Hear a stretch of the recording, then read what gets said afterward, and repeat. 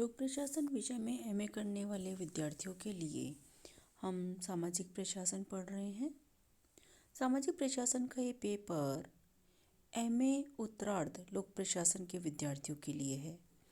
मैं डॉक्टर देवकांता शर्मा, माणिक्यलाल वर्मा राजकीय महाविद्यालय में लोक प्रशासन की एसोसिएट प्रोफेसर। सामाजिक प्रशासन में हम बहुत से बिंदुओं का अध्ययन कर चुके हैं। केंद्रीय स्तर पर सामाजिक प्रशासन को हमने समझा, सामाजिक प्रशासन की आवश्यकता क्यों है, सामाजिक प्रशासन के लक्ष्य क्या हैं, सामाजिक प्रशासन की प्रकृति और क्षेत्र क्या है, ये हम पिछले वीडियोस में समझ चुके हैं।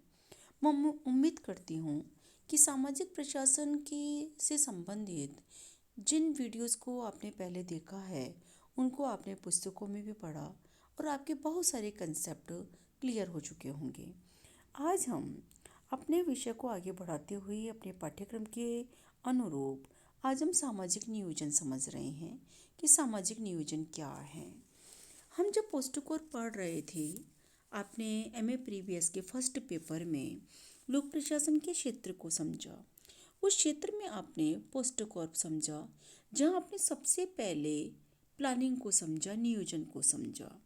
और हम इस बात को समझ चुके हैं कि किसी भी प्रशासकीय लक्ष्य को प्राप्त करने के लिए यदि नियोजित ढंग से कार्य किया जाए तो प्रशासनिक लक्ष्य को प्राप्त करना आसान हो जाता है। आज के युग में नियोजन बहुत महत्वपूर्ण है। जितने भी विकास से संबंधित कार्य आप देख रहे हैं, न केवल भारत में बल्कि अधिकांश देशों में जितने भी बदलाव हो रहे हैं वो नियोजन पर आधारित है। सामाजिक और आर्थिक दोनों ही क्षेत्रों में लक्ष्यों को प्राप्त करने के लिए नियोजित ढंग से कार्य किया जाता है। हमारे देश में एक समाजवादी लोकतांत्रिक समाज को अपनाया गया और इस समाजवादी लोकतांत्रिक समाज में जो हमारे लक्ष्य हैं वो समाज उन्नयन के जो लक्ष्य हैं, लोकतांत्रिक लक्ष्यों को प्राप्त करने के जो लक्ष्य हैं, आर्थिक विकास के जो लक्ष्य हैं, नागरिकों का जीवन स्तर सुधारना हो या गरीबी निवारण की बात हो या आधुनिक समाज का निर्माण करने की बात हो, अंधविश्वासों से जनता को समाज को मुक्त करने की बात हो या तकनीकी और औद्योगिक क्षेत्र में विकास की बात हो, हम इन समस्त उद्देश्यों के लिए नियोजित व्यवस्था को अपना रहे हैं, हम नियोजन को अपना रहे हैं। तो हमें ये समझना है, जब सामाजिक बदलाव के लिए हमने नियोजन के महत्व को स्वीकार कर लिया तो हमें ये समझना होगा कि नियोजन का अर्थ क्या है। जब तक हम नियोजन का अर्थ नहीं समझेंगे तब तक हम सामाजिक नियोजन की अवधारणा को गहराई से नहीं समझ सकेंगे। नियोजन का अर्थ समझने से पहले हम देखें कि विद्वान नियोजन के बारे में क्या कहते हैं। हम एक परिभाषा लेते हैं मिलेट की। मिलेट कहते हैं प्रशासकीय प्रयत्न के उद्देश्यों को निश्चित करने तथा उनको प्राप्त करने के लिए उपयुक्त साधनों की प्रकल्पना वाली प्रक्रिया ही नियोजन है। प्रशासकीय प्रयत्न, हम एक उद्देश्य निर्धारित करते हैं। ये बात आप विगत कक्षाओं में बहुत बार सुन चुके हैं, समझ चुके हैं। जो हम उद्देश्य प्राप्त करना चाहते हैं उस उद्देश्य के लिए हमें कार्य करना होगा। न केवल कार्य यानी मानवीय प्रयासों की ज़रूरत है, बल्कि उन उद्देश्यों के लिए हमें बहुत सारे संसाधनों की भी ज़रूरत है। तो संसाधनों और जो मानवीय प्रयत्न हैं, प्रशासकीय प्रयत्न हैं, इन प्रयत्नों को निश्चित करना और उन उद्देश्यों को प्राप्त करने का प्रयास करना, इसके बारे में जो हम पहले प्रकल्पना कर लेते हैं, जो हम निश्चित कर लेते हैं, एक रोड मैप तैयार कर लेते हैं, चरण तैयार कर लेते हैं, उसको हम नियोजन कहते हैं। जब भी आप नियोजन को पढ़ते हैं तो आप एक बात जरूर समझते हैं, या आपको समझना चाहिए कि हमारे उद्देश्य बड़े होते हैं। हमारे उद्देश्यों की तुलना में हमारे पास संसाधन सीमित होते हैं। तो नियोजन करने से पहले हमें प्राथमिकताएं तय करनी होती है कि हमारे इतने उद्देश्यों में सबसे हमारी पहले प्राथमिकताएं क्या हैं। इन प्राथमिकताओं के हमें कितने संसाधनों की आवश्यकता है, क्या यह संसाधन उपलब्ध है, और यदि संसाधन उपलब्ध नहीं है तो इनकी उपलब्धता के अभाव में क्या विकल्प हो सकते हैं, हम उन विकल्पों की चर्चा करते हैं और ये सारा विश्लेषण हम करते हैं ताकि हम कालांतर में उद्देश्य को प्राप्त कर सकते हैं। हम समय सीमा तय करते हैं कि हम इस उद्देश्य को प्राप्त करने के लिए यह प्रयत्न करेंगे, इन साधनों का प्रयोग करेंगे और हम इतने समय में इस कार्य को पूर्ण कर देंगे। जब हम इतने चरण तय कर लेते हैं तो उसको हम नियोजन कहते हैं। तो मिलेट जो कह रहे हैं, मिलेट के कहे अनुसार इसका मतलब हुआ कि जो लक्ष्य हमने निर्धारित कर लिए हैं, उन लक्ष्यों को प्राप्त करने के लिए जिस मार्ग का हम चयन करते हैं या विकास की जिस क्रिया को हम निर्धारित करते हैं, वह नियोजन है। कार्य करने से पहले कार्य को निर्धारित कर लेना, कार्य के बारे में सोच लेना नियोजन है। ये बात न केवल लोक प्रशासन में वरन जीवन के हर क्षेत्र में लागू होती है।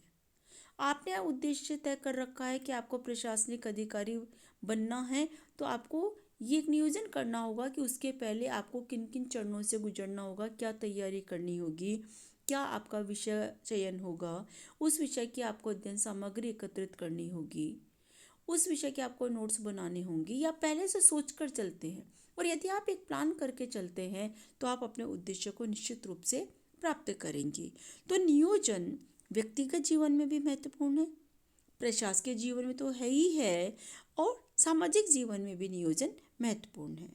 एक और परिभाषा के बारे में हम जिक्र करते हैं। सेकलर और हेडसन, उन्होंने कहा कि नियोजन भावी कार्यों के लिए आधार की रूपरेखा बनाने की प्रक्रिया है।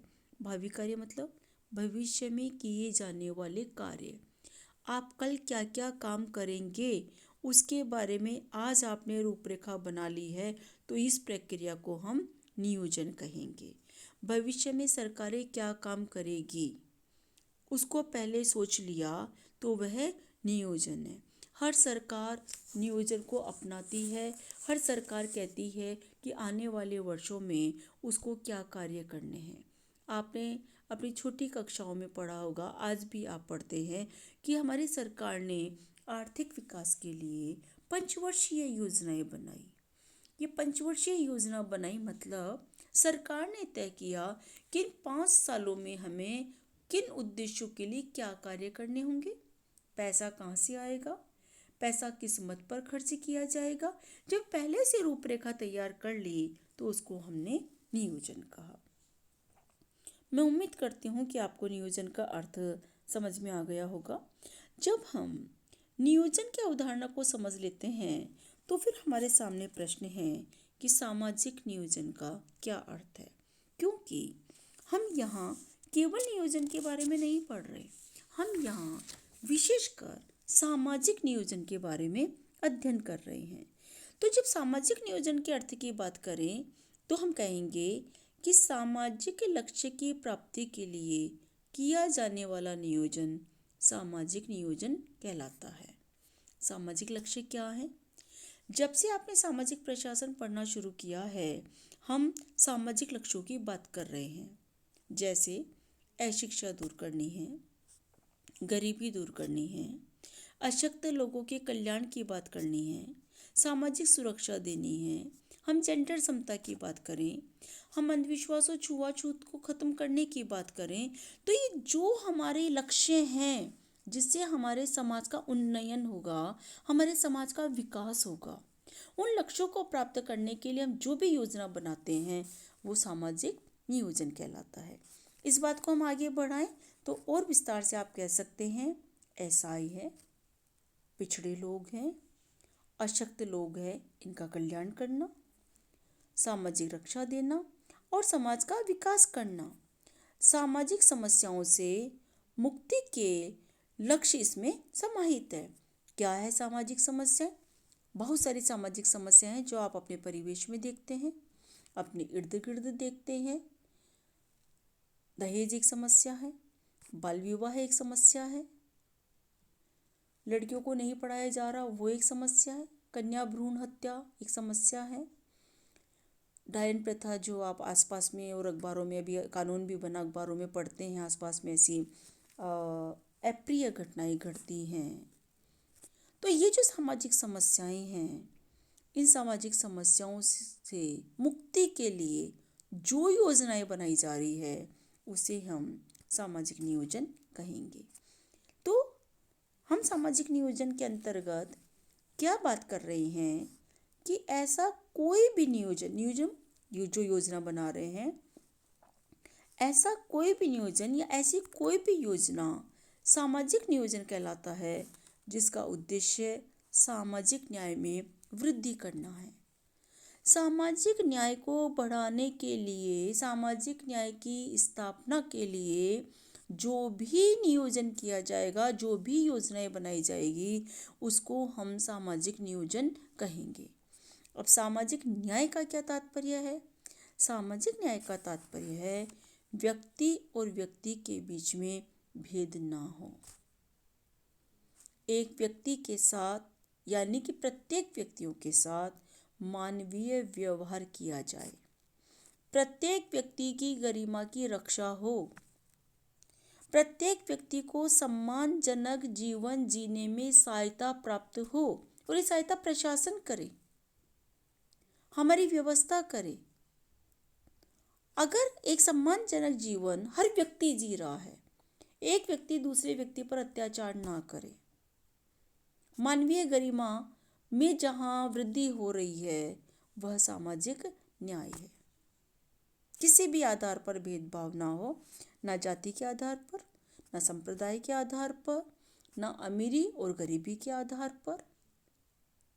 अगर ये भेदभाव नहीं हो रहे हैं, व्यक्ति की सुरक्षा है, व्यक्ति का सम्मान है, व्यक्ति का जीवन बेहतर है, तो वह सामाजिक न्याय है। और इस सामाजिक न्याय को बढ़ाने के लिए जो योजनाएं बनाई जा रही है उसे हम सामाजिक नियोजन कहेंगे। सामाजिक नियोजन की अवधारणा को आप समझिए, और इस टॉपिक को हम आगे अगले वीडियो में कंटिन्यू करेंगे। मैं उम्मीद करती हूँ कि आप ये अवधारणा समझ रहे हैं। किताबों में पढ़िए, अपने नोट्स बनाइए, और अगर आपको कोई समस्या लगती है तो आप हमसे बात कीजिए।